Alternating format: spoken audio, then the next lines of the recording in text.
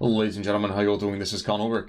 This is Andrew. Hello, hello, hello. And folks, more monthly tournament action today. We are on Orsha East. Who do we have, sir? On the left-hand side, in the blue, we have ComradeGlogi playing Panzer Division with a balanced income. Right-hand side red, we have ATKPWRGaming playing 26th Guards Infantry with a V for Victory income. V for Victory income, otherwise known as the income that no one ever looks at anymore. Oh.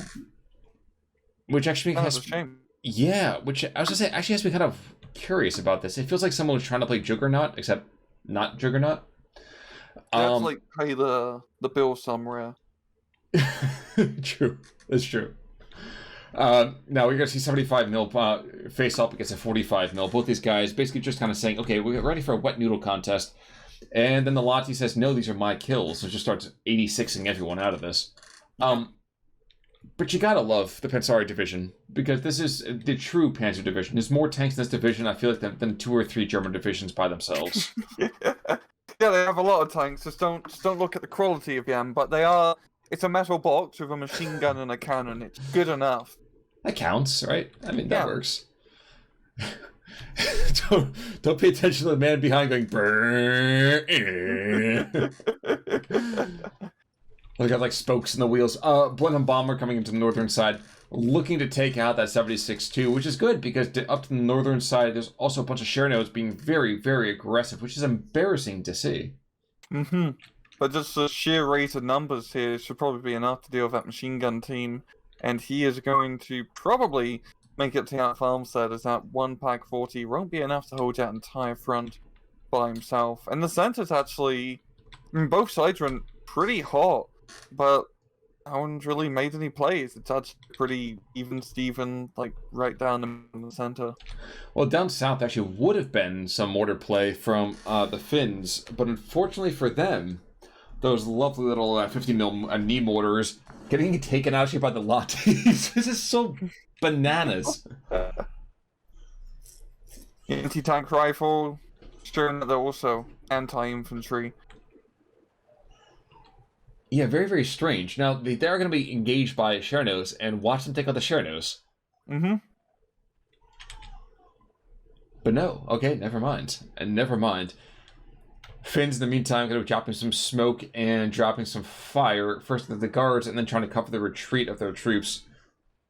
Kind of unfortunate, but hey. They made it out, that's the important thing.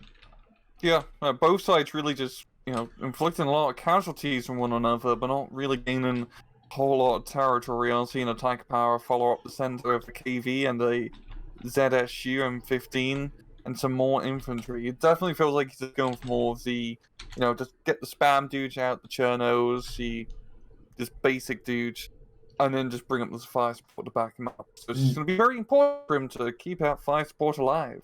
Not to be outdone, though, ComradeGlogi is like, yes, you spam infantry, I spam tanks. And all the T-20 whatevers that nobody cares about are now being brought into the central position, which is kind of funny because as the heavier equipment kind of goes from east to west here, they actually could kill it by hitting it in the flank. Yeah. He really does not want to be engaged in that KV-1 out in the open. He needs to keep on moving and just try to get a close-range flank about here. It is quite dangerous. He does have at least a reconnaissance armored car of him, so he's not completely blind. But it's KV-1. I forgot the name of the bloody KV-1 that's held at Bridge in Barbarossa, but he might have that moment here. No, that's the hero of the Soviet Union, comrade. And all of those guys were immortalized by being cremated inside that tank. To bring your own crematorium. I think it's actually kind of nice. It's better than the Zinky stuff that happened in Afghanistan, 60 years later, 40 years later.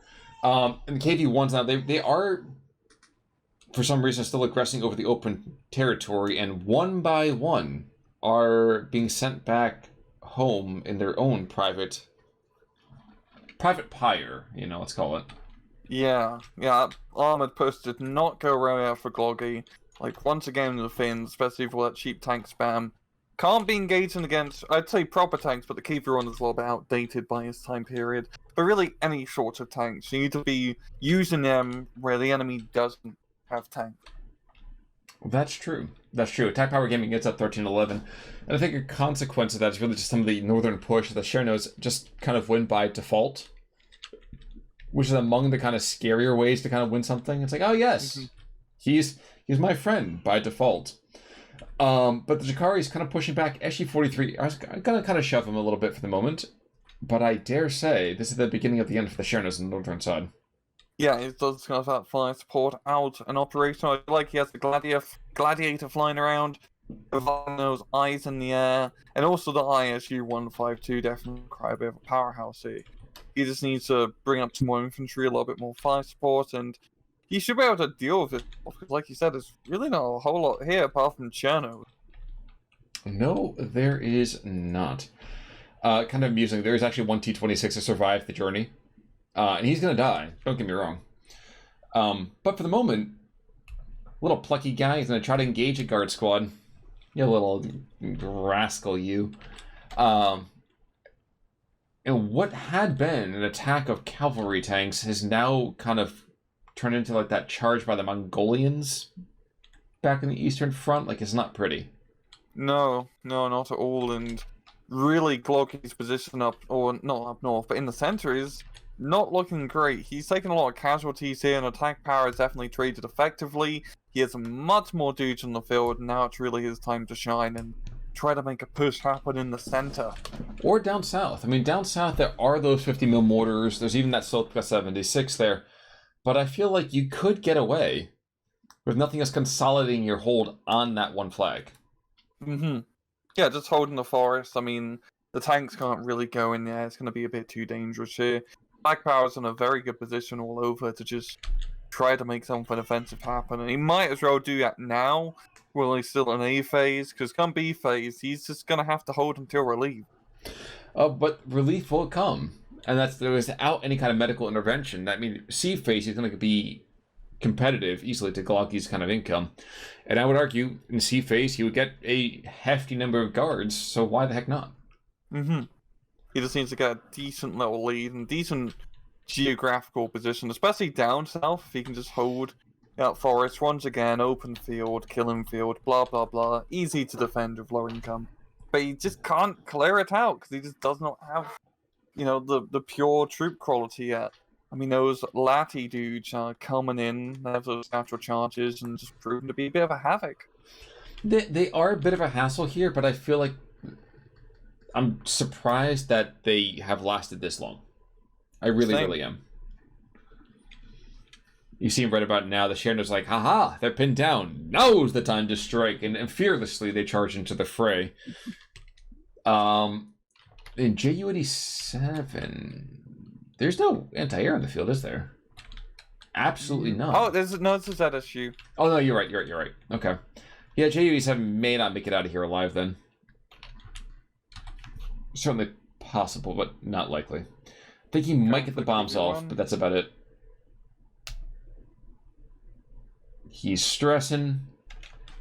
He's missing. And soon I dare say he'll probably be missing in action. Oh, come on. The ZSU, I really thought being deadlier than this. There we go. There we go. Yeah, thank you. Very unlucky hit of the cluster bomb. Yeah, KV-1 really dead to right, but you know, sometimes RNGs just gets you, you know? That may very well be the case. Blenheim dropped bombs, but I don't know where. He's not been on the field this entire time, has he? No. No. Could have possibly. And a 1-5-0 is going to start to kind of engage what he used to think was an anti-air position, but unfortunately that right there, well, you know, that whole hefty driving out of the way thing, just it's a devilish tactic. Yeah, it's really quite innovative these days, you know, avoid an enemy fire by not being there. The art of not getting hit. Yeah. Next we'll teach you about the art of not being seen. Oh, I wanted to bring Monty Python into it, but you beat me to the punch on that one. Now, meantime, Blenheim's coming right back through the center. He's going to go and hit the, let's say, the bottom part of this head, the neck, if we were, you know, the opposite orientation of this map. And the Strafniki and the Chandos that are right there, that's going to be a bit of a problem, but nothing too crazy. He might pressure, and that would be about enough. No, he actually goes and pops a wart on the far side of the neck. Doesn't even hit the Russian positions. Yeah, I'm flying directly over the anti-air. The Yak-9 pretty much got him dead to rights, and yeah, 1930s bomber is going to be no more. And about 1,000 meters away from where the Ju-87 died, the Blenheim meets the same fate. Yeah. Now, northern side, we are going to see T-28 and one of the armored cars start to engage the 76-2 Bousier. And this is, oddly enough, probably the fairest fight that those light tanks are going to get, and still he loses. As the softball rounds kind of come in and slowly pick him off one by one. Those rounds really fired out fast in real life. I swear you could just reverse faster. Like, you just move a little bit to the left and it would miss you. Yeah, exactly. It's like someone's firing an arrow at you from 300 meters away. Like, oh yeah, okay. I'm just going to calmly just make a shield out of this woven fabric first. Basically just a Nerf gun. Yeah. Decidedly more deadly, but you know what? Let's leave that for discussion for our next video. 45 mil in the KV-1 are going to go and engage a Sturmy. Sturmy does kill the KV-1, proving that Sturms do in fact have some accuracy. But I wouldn't be surprised if the 45 mil is able to finally kill him by scratching the paint enough times. Then again, I've been wrong before. No. It's going to come down to the ZIS-3. That is shocking indeed. And if the 50 mil dropping rounds on him, yes, he's just going to try to panic him a bit. Fantastic. Almost was enough, yeah. Once again, like, Glogi, he's got a decent few picks in the center, but he doesn't really have anything to follow us up. And that's mainly infantry. Because attack power, if he was to... I think he wants to deal with that Sturmy first. He could pretty easily start moving up his troops and get a bit deeper into our town. But it's okay. In the south, he's being very, very deep with that ZIS-3. And the Lati, the last Lati goes down. Or Lahita Junta. And the southern side is completely now a Soviet playground. He's going to pick up a few free flags there because there's literally nothing to stop him. So he's getting a very nice +2 point advantage, which is working really well for him considering he's the V for victory income. This is more than optimal for this current phase of the match. Yeah, it's a bit of a reminder over here, folks. So the V for victory is, okay, you better pray that something comes into happening to pull your, a little shorts out of the fire there. Others can have some hot pants. And attack power says, you know what, I don't need to wait. I got this, and just starts leveling up right now. Yeah, and it's a very good reason you don't see V for victory much anymore. And that's just because everyone plays freaking Maverick, the hard counter V for victory without B phase income. And honestly, most of these matches are really decided within that B phase time frame. This is true, but if you're playing against Panzer Division, I feel like that is probably one of the few times you can get away with it otherwise. Also, with 26 as well, the KV-1s are really cost-effective against the Panzer Division owner, because they don't have a whole lot of heavy tanks or a whole lot of heavy AT you have to deal with here. So, just being able to rely on that cheaper stuff to hold up against a horde of even cheaper stuff is working well for him. We are seeing the Finn, I would say, boy to Nimrod, but I don't really feel like, name calling here. Kind of chasing away that Yak-9, but the Yak-9 almost kind of sizing up that Blenheim. Ooh, ISC 152 does go take out T-34E to the northern side. Undergunned, outfought, and, gets brewed up like a pot of coffee. Yeah, and it's going to be pretty vital here for Glogi to get at least one flag, preferably up north. He needs to stop his +2 bleed more than anything, because it's just going to make him harder for him to get back once you get into C phase. And even in C phase, it's not like he's going to be at an advantage. It's pretty much even in the points. Well, and he's going to get it. I think just because attack power has to be really, really deep with a lot of his forces. Now, ZIS-3 is going to be able to go and engage a good chunk of the kind material coming into the southern side. Gotta get, just a smidge closer. But as these Kaivari get moved on in, these guys are going to actually taking a very, very conservative breakout, which I appreciate. But one of these guys, I think, should probably get taken out. Is he not in range? No, I think the ZIS-3 He should be. There's no range on it. 1.5? 1.5? Yeah, I mean, shouldn't... I'm missing this? Oh. Wow, he's just barely out of range. Barely. It's gonna tiny window to shoot, but no, just that line of sight is gonna screw him over, so the Kavaris can take up defensive positions. Now, the 150 on map over here is going to go and get engaged and get half its squad obliterated in about 3 seconds as a 76-2 This is in the back. The pure artillery variety of this are going to engage him very, very effectively. Well done there, guys. And northern side over here, the IC-152, going to try to maybe force back some more of these Chernos. But again, it starts to become a numbers game, which is weird, because the Finns, again, their infantry is just so good. I'm not sure where the heck they went so wrong here. Was it maybe that tank rush across the open territory in the center? Yeah, it's really just the lack of support screwing over the infantry right now. And attack power has all his forces kind of consolidated into like these big blobs, while Glogi's, spreading out his troops a bit more, and he is making some good progress, especially in like the Sentinel position. But he's not, getting these effective trades and dealing with like these Soviet fortresses of just dudes. Just dudes vibing. Mm-hmm. Don't ask any questions. A couple of cars being moved on in. I think the artillery is going to go down. Okay, no. All right. I thought maybe we were going to see that last shell come on in just obliterate the rest of the team. But 'tis not to be. Okay. T-26, reinforcement column from the northern side. Sotka 76 coming in here as well. Chikari is being kind of moved down up.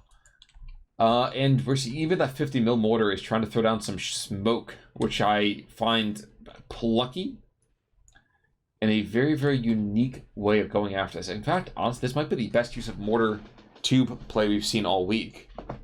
Yeah, especially like 50 mil mortars. You really don't see them being used a whole lot anymore, which is quite a shame because they can be very deadly, not just full of high explosive, but seeing the smoke play here has been pretty top tier. The Strafniki's getting stressed out, and the Yakaris, if they can just push on through, they should be able to clear up the rest of Israel.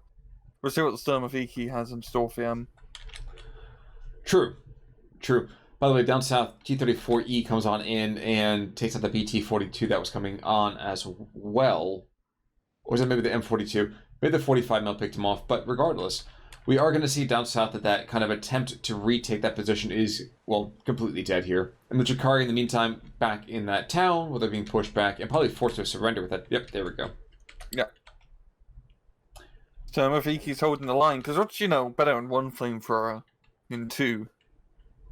Well, it's just a question of how much you really love barbecue. Mm-hmm. And it was one thing that I know the Russians like, it's barbecue. That and snow. Because it goes hand in hand, barbecue in the snow. It's really just like, a fun Russian winter. I think that's what they do in October, right? It's the October Revolution. They go and they start barbecuing. It's like when you see it's red for a reason. Exactly. It's red meat. Yeah. You're onto something. I'd like to think so. I'd like to think so. They celebrate the coming of the battleship Potemkin and everything. That is a super nerdy joke, and I don't know if they'll land it. But Zisli, in the meantime, taking on this T-26 northern side and says, you know what? I got this, and just obliterates that entire northern column. In fact, I think he might even be taking out the Soka 76. Well, he's already bailed out, so he's going to take him out eventually. But that is hard to watch. Mm-hmm. Damn. Yeah, it really does feel like Attack Paris has done a much better job consolidating his forces. I mean, just looking at how the front line's set up, there's like 3 very obvious, just big blobs of Soviet troops, which have just been very well amassed.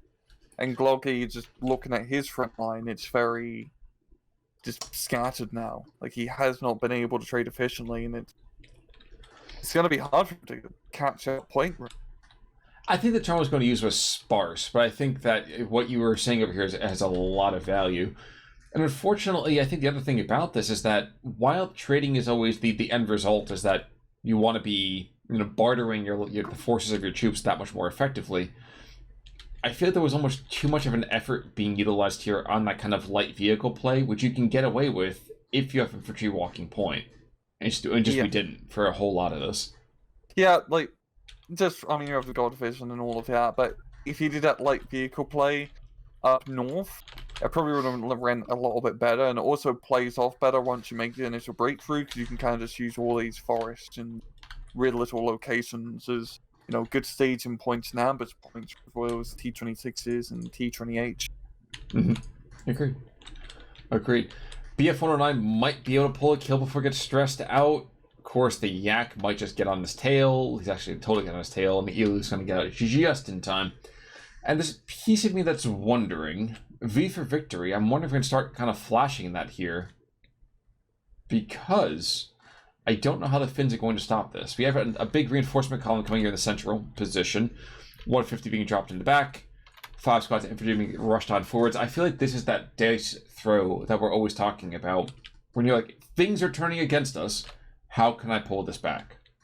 No, 100%. Like, pretty much, I think Glogi just needs to break through one of these Soviet fortresses and then just try to heavily exploit it. He does have some pretty damn good infantry. He just needs to blow up a few tanks, and in the center of our Godvision, we can see not a whole lot of armor left here from attack power. So if he's Yakari push on through, he'll be able to do a decent job finishing off a lot of the infantry. Because once again, a lot of it's just, you know, mixed in with Chernos and a few Strafnikis here and there. That is very true. I'm sorry, I was watching the Kavaris getting forced down back into cover as the 45 mil is trying to get vague sightlines on. I'm not sure he's trying to get sightlines on. I don't think he can see the. Oh no, he can't see the Sutka. Oh no, but he's not going to shoot at him. He's going to shoot at the Kaivari instead. Interesting. Shotka's doing a lot of shooting here, and Zistri is going to return back in kind, and at close range, he should do a decent enough job. He should. He should. I say he did. If he doesn't die to this shot, though, I think the Slipka's going to have it, and there he goes. Yep. The machine guns coming top. And the Akaris are here, and loaded probably a little bit more defensively, but I get it. You don't want to completely risk it. But he needs to get that blob of Ikari to the front line, and no Shumois need to start blapping some Soviets. Otherwise, he doesn't have time. He only has 2 minutes. He certainly does. I'm sorry, I was watching the ISU-152 try to engage the Zis-3 on the hill, northern side here as well. Again, a dozen tiny little fights that seem epic in the scale that they have, and don't seem to always be the most important kind of bit, really, overall. But ComradeGlogi down south, Jakari's being sent over the open, not what I was hoping to really kind of see in the BT-42. Well, the BT-42 is not going to be able to kind of turn this around by himself. No. I do like a little Kavari flanko. If you can get into the forest and knock out the 50 mil and some of these other support units, it might, well, I'd say it might pay off, but the Akari's getting forced back now, and the Sturmovikis are relocating. Yeah, it's just going to be a failure of the flank. Well, and we're seeing the last rush they give the Yakaris, as the Kaivaris kind of, watch from the wings, providing some light fire support.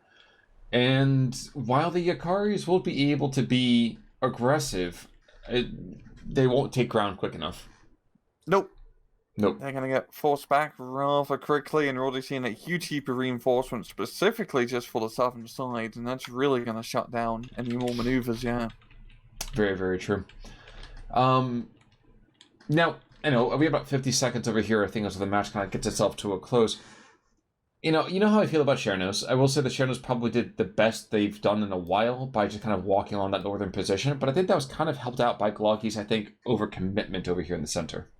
Yeah, he didn't really have like apart from that at the start, the initial little tank blob he had, he didn't really have like a huge force of Akaris or some sort of big counterattack to really punish the use of heavy Cherno play, right? Because those Akaris are like some of the best infantry in my mind in the game, point to point, and he never really got to use them effectively. And even with the Finnish Panzer Division, Finland, it still comes down to the Akari and infantry spam.